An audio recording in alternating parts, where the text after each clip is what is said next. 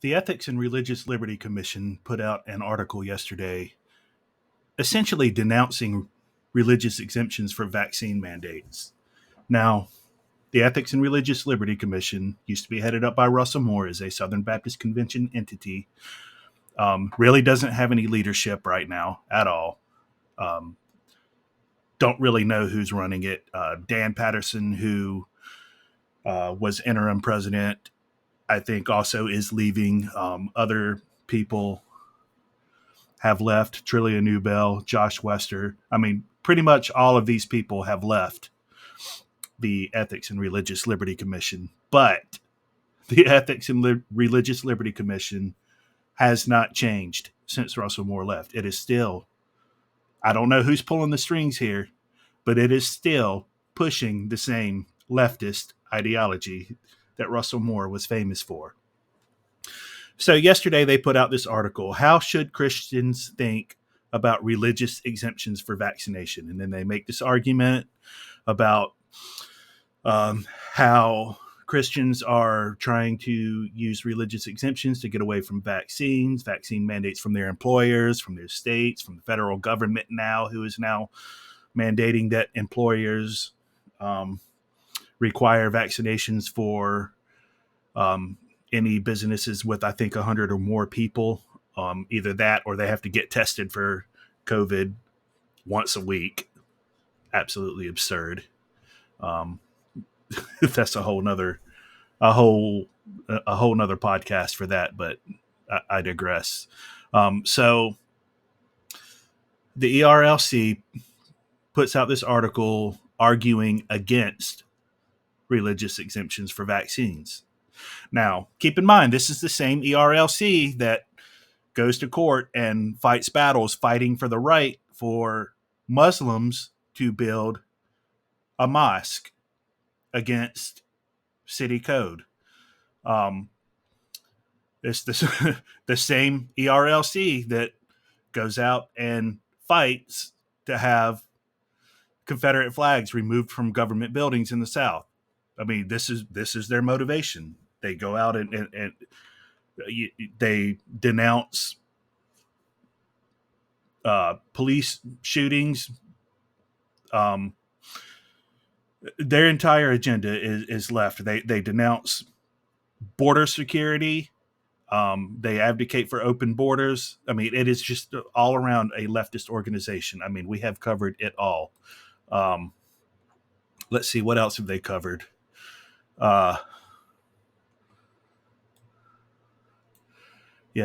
Breaking. Russell Moore is known for breaking bread with the gay community, softening his tone on homosexuality, referring to Jesus as an illegal alien, promotion and teaching of inherent white guilt by sole virtue of skin color, yoking with Democrat and socialist groups, serving as an editor for a Catholic magazine, coddling the transgender community, partnering with animal rights groups and referring to animal rights as a gospel issue, fighting for the right to build an Islamic mosque, accepting donations from billionaire leftists like George Soros to advance open borders and amnesty, publishing articles claiming that the Bible affirms gender fluidity and making the claim that Western culture is demonic. So that's kind of a short list of Russell Moore and the ERLC's history over Russell Moore's tenure there. So here we are, religious exemptions for vaccines. All right. Unvaccinated employees may have a number of personal responses to a policy of vaccine mandates. They may feel the policy is unnecessarily overreaching or discriminatory or perhaps presumptuous and hasty. All right. So he's arguing that some Christians may feel this way. All right. This is, by the way, before I get too far, this is written by Ashley and Matthew Arbo. I'm assuming they are a married couple. I don't know. I don't know who these people are. Maybe somebody else does. So they're arguing that Christians may feel this way. Some may feel concern or anger at being told how they must handle important and personal medical decisions. Reasons for refusal are wide-ranging, and some based on credible concerns and others being much more subjective. All right. If faced with such a mandate, some Christians will likely consider objecting to vaccine requirements on religious grounds. In this type of situation, they would claim the requirements violate their religious beliefs and seek formal religious exemptions. Such a claim might be motivated by the belief that their constitutionally protected rights are being infringed upon and that their religious sentiments are sufficient grounds for refusal. Okay. Yes, some people may argue that way.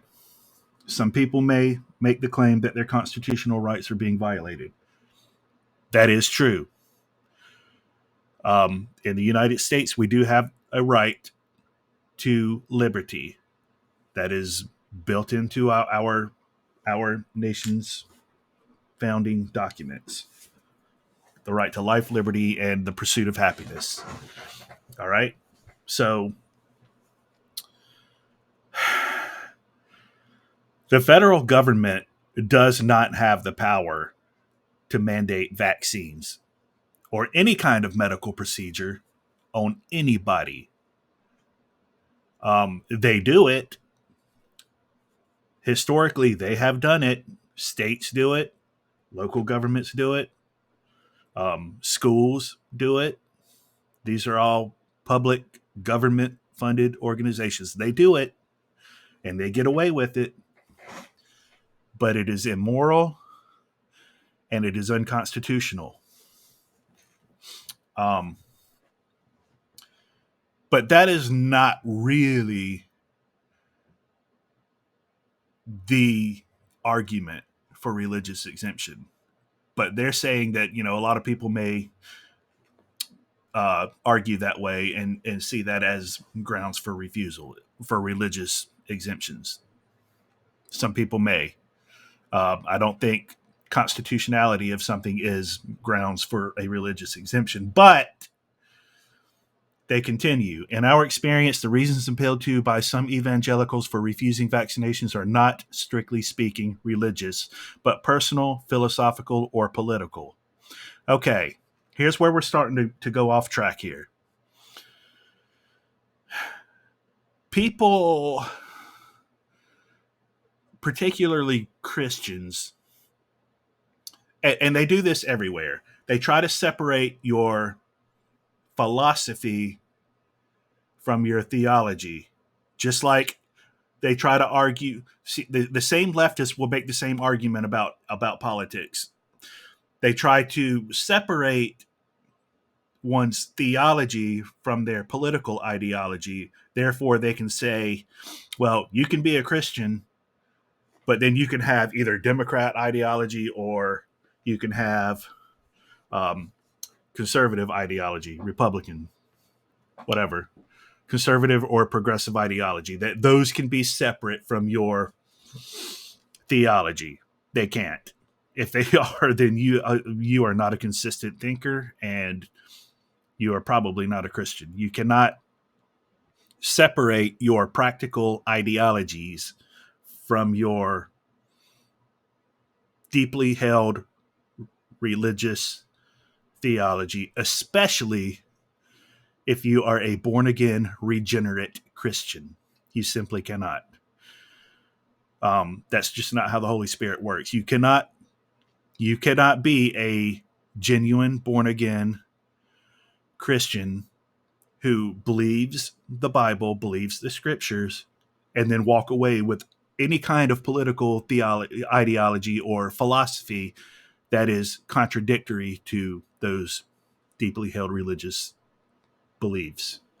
But they try to do that anyway. I mean, you see this all throughout evangelicalism, especially in the Tim Keller and the J.D. Greear, the Russell Moore camp, even David Platt, Matt Chandler.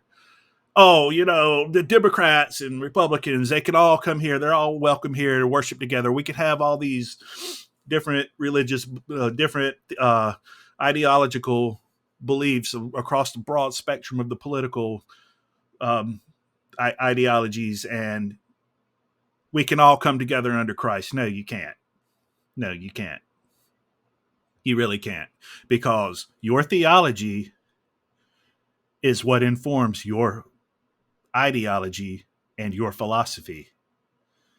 That's just how it works. And if you have a philosophy or a ideology that is contrary to your theology, then that says something about your theology and your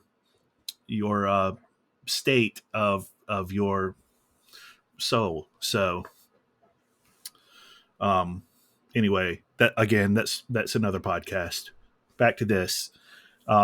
They here he's but personal, philosophical, or political, he's saying, is um really the reasons for a lot of these people who are taking religious exemptions. This includes objections that invoke religious beliefs in general terms, but upon further scrutiny appeal to other factors. Some may, for example, express concerns about infertility or the lack of longitudinal studies, or that their employer has simply violated their rights. But none of these reasons are overtly related with the individual's religious beliefs. Okay, first of all, that's absurd. Absolutely ridiculous to say that concerns about infertility are not overtly related with the individual's religious beliefs. That is absurd. That is the all right. See, now these leftists like to use the word cultural mandate, from Genesis 1:28. Go out to be fruitful and multiply. Um, but whatever you want to call it, that is a command from God to be fruitful and multiply. That is living a Christian life, getting married, having a family, one man, one woman, having children, um, placing yourself in a position where uh, you may become infertile.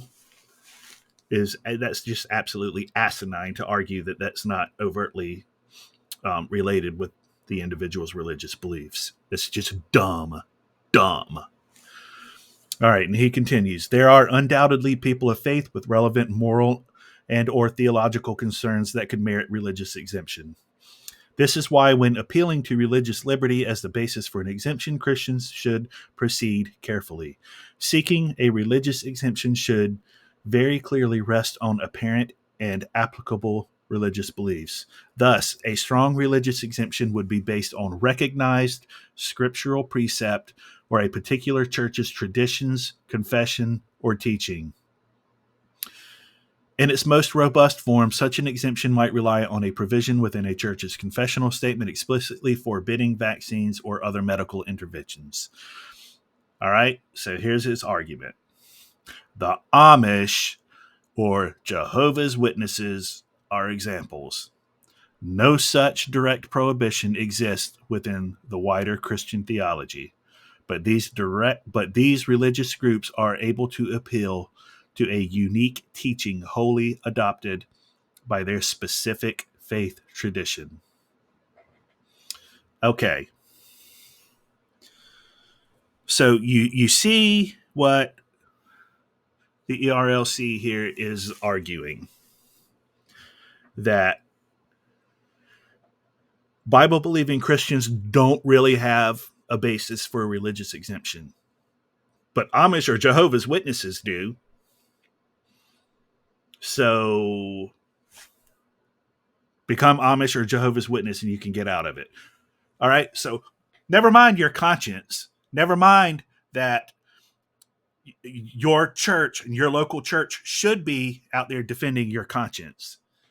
Your local church should be, if it goes against your conscience. Now, I want to be clear. I'm not pro or anti-vaccine. If you want to get one, that's your business. You can make that informed decision. You can sit down with your doctor, decide if that's what's best with you. I'm not your doctor. I'm not telling you what to do. I don't think you should or shouldn't get one. That's none of my business. But from a biblical perspective, if it bothers your conscience to do it, your conscience should be protected. Constitutionally, it should be protected under the United States Constitution. But your church should also be willing to defend that. They should be willing to defend your conscience. They should be willing to write a letter to your employer defending your conscience. They should be willing to testify on your behalf in court if necessary. But see, churches aren't doing that. See, these people here at the ERLC, just like always, they don't care. They don't care about your conscience. They have an agenda to advance. And it is not personal religious liberty. The Religious Liberty Ethics and Religious Liberty Commission has absolutely nothing to do with religious liberty. Nothing. They don't care about that. They have. All right. So why would the Ethics and Religious Liberty Commission be out on the streets marching with Black Lives Matter? What does that have to do with religious liberty? Why are they fighting in court and spending your tithe dollars to fight in favor of open borders and amnesty? Why are they doing that? What does that have to do with religious liberty? See, that's not their concern at all. That is not what they care about. All right. So these people are the people who are going to feed you to the wolves when persecution hits. They're building their kingdom, and they're gaining their room in the kingdom of Satan. And they're going to throw you under the bus. If you have any deeply, sincerely held religious Christian beliefs, they're not going to defend you on that. They're simply not. They are going to feed you to the tyrants who want to kill you for having religious beliefs. That's what they're going to do. So you see here that the ERLC is arguing that your conscience doesn't matter. What you believe doesn't matter. It doesn't matter if you've sat down and you've gone over the pros and cons of getting a vaccine, and you've decided that the risks do outweigh the benefits, and you don't want to get one for you personally or your family. The ERLC is arguing that despite your conscience here, you don't have a religious exemption.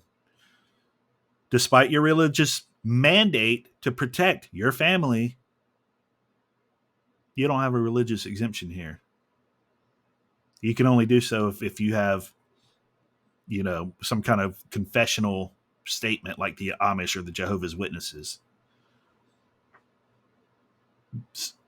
Now, I don't know who these people are. Ashley Arbo, Matthew Arbo.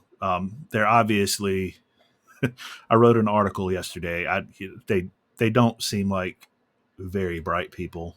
I think I've seen stuff come out of the ERLC from them before. I don't know for sure. Maybe not.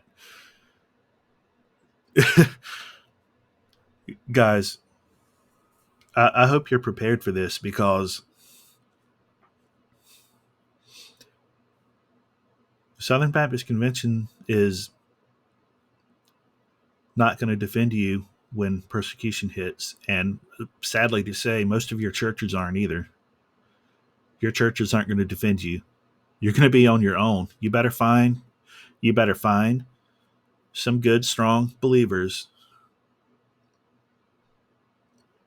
to partner up with, to build community with, who are going to be willing to stand with you and die with you when the going gets tough. Now, I'm not saying stop going to your church. You should go to your church, and you should be fighting for your church. But sadly, your church is probably not going to fight for you. Some of them will. I get that. But the state in America right now, you used to be able to find a good, solid, Bible-believing church on every street corner. You can't do that now. Most of them are just glorified circuses. That's all they are.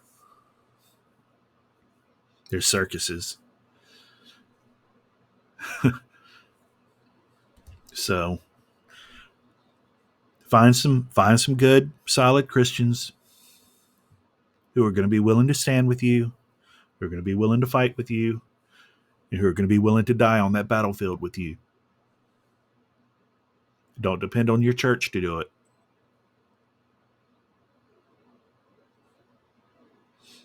And stop giving money to the ERLC if you are. If you're still out of Southern Baptist Church, designate your tithes. Do not give money to these organizations. Don't do it. And get ready. Get ready. It's coming. It's coming. I don't know how long, but it's coming. Thanks for listening.